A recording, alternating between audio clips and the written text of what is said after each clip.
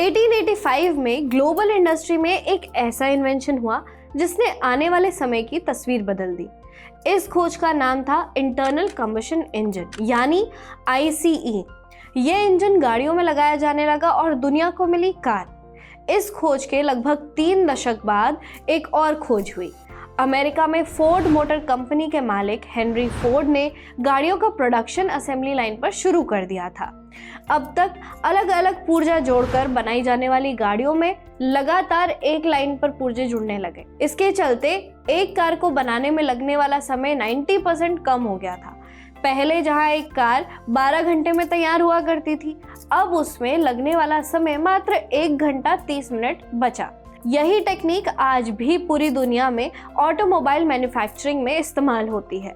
Henry Ford के इस invention के लगभग 100 सालों बाद दुनिया में गाड़ियों के मामले में एक और क्रांति आई।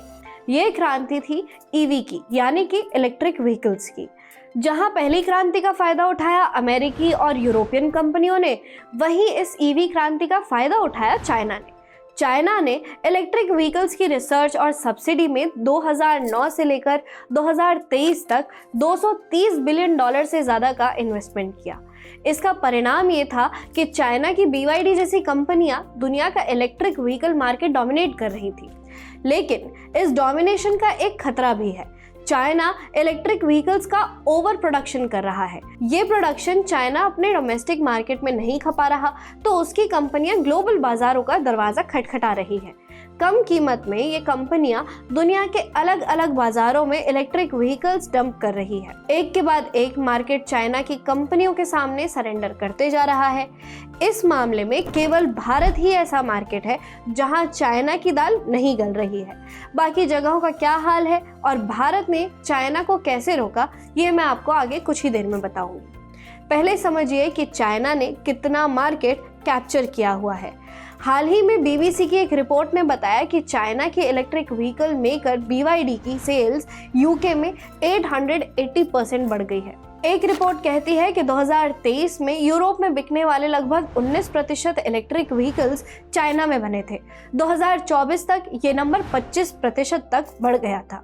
यूरोप की कंपनियों के इससे कान खड़े हो गए। ऐसे में चाइना की EV पर अब मोटा टैरिफ लगाया गया। यूरोप से ज्यादा खराब हाल है लैटिन अमेरिका का। BYD ने हाल ही में ब्राजील का 70% इलेक्ट्रिक गाड़ियों का मार्केट कब्जा रखा है। इसी तरह मेक्सिको में भी चीन के बनाए व्हीकल्स ने मार्केट डोमिनेट की हुई है।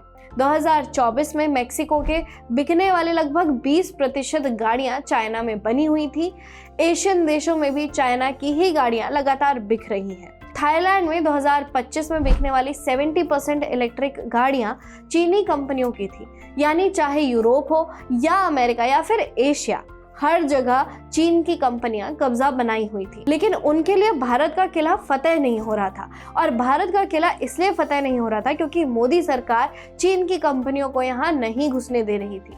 भारत में केवल 2 चीनी कंपनियां ही अब तक एंट्री कर पाई हैं। एक का नाम है MG और दूसरी का नाम है BYD। वैसे भी MG मोटर को तो मोदी सरकार ने भारतीय ही बना दिया है। MG ने 2017 में भारतीय बाजार में कदम रखा था और 2019 से गाड़ियां बेचना शुरू की थी। लेकिन 2020 के गलवान झड़प के बाद भारत ने इस चीनी कंपनी के कान उमेट दिए थे। मार्च 2024 में इस कंपनी में भारतीय निवेशकों ने 51% यानी मेजॉरिटी स्टेक खरीदे थे। इसमें से 35% स्टेक JSW यानी जिंदल ग्रुप का था। तो ये कंपनी हो गई देसी। और ये सब ऐसे ही नहीं हुआ, बल्कि इसके लिए थोड़ा सा MG की हेड ट्विस्टिंग भी करनी पड़ी थी। कई बार रिपोर्ट्स में आया था कि MG को चीनी पैसा भारत में लगाने की मंजूरी नहीं मिली है। MG अब JSW के साथ मिलकर भारत में ही गाड़ियां बनाती है। इसी तरह दूसरी कंपनी BYD को भी भारत में खुला बाजार देने से भारत ने मना कर दिया था। BYD 2022 में भारत के पैसेंजर व्हीकल मार्केट में घुसी थी, लेकिन 2022 से अब तक वो कुल मिलाकर लगभग 10,000 वाहन ही इतने दिनों में बेच पाई है। MG भारत में 2% मार्केट शेयर भी कैप्चर नहीं कर पाई।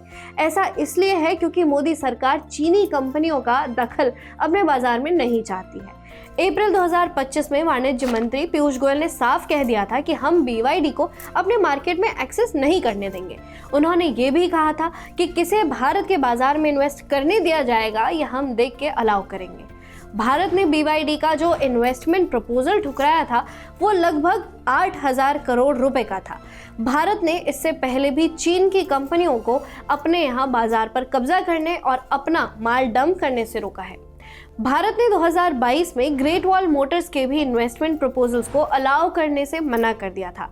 असल में मोदी सरकार के इस पुश के चलते भारतीय कंपनियां इलेक्ट्रिक व्हीकल बनाने में आत्मनिर्भर हुई है।